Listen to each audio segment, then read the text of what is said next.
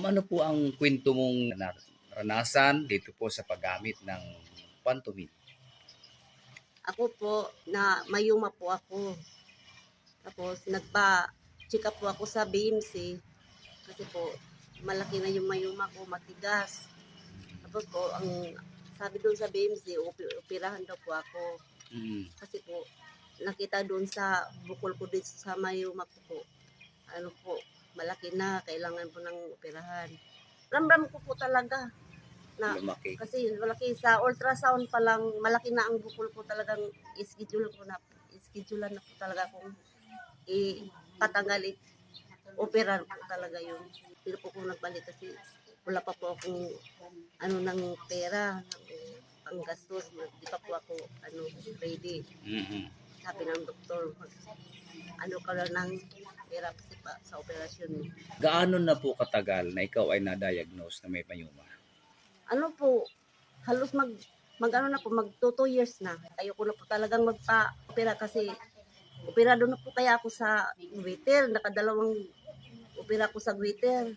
Tapos sabi ko, tatluhan naman ako, dito naman ako sa mayuma. Natakot kaya ako na operahan ulit. Baka mamaya bagsak na ang katawan ko. Sabi ko, salamat sa Diyos. Baka matanggal itong Pantomime.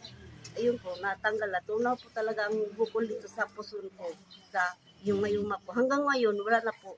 Kasi naramdaman ko talaga na wala na po sa ako mayuma kasi dati. Nagpasalamat po ako sa Panginoon sa Pantomime. Yan, malaking pasalamat po po. Yan, nakatatlong buti po ako. Tapos, nararamdaman ko po nung sa mga naubos ko po yung 3 bote. Yung parang pakiramdam po yung bukol dito sa sa mayuma ko dito po sa may puson ko. Wala na po yung natunaw na. Sabi ko, salamat. Sabi ko, dinadasal ko po rin sa Panginoon unang-una po talaga. Mm-hmm. Kasi So na ngayon po, wala ka nang nakakapa na bukol? wala na po, as in natunaw na po talaga. Kumusta po ang pakiramdam mo ngayon kumpara dating meron pang bukol? Ay, nabalik na po sa normal po talaga. Ayun, kaya energetic ka na po ba ngayon? Amo po, talaga po dati administration ko halos mag-isang buwan po talaga yan. Ngayon? Ngayon, hindi na po. Nung nasa normal na po talaga siya. Wow. Kaya malaking pasalamat ko sa Pantomime Plus talaga. Dasal ka lang dasal. Gamit ka ng Pantomime, magdasal ka sa Diyos. Walang imposible sa Panginoong Diyos. Malaki ang naubos yung pera?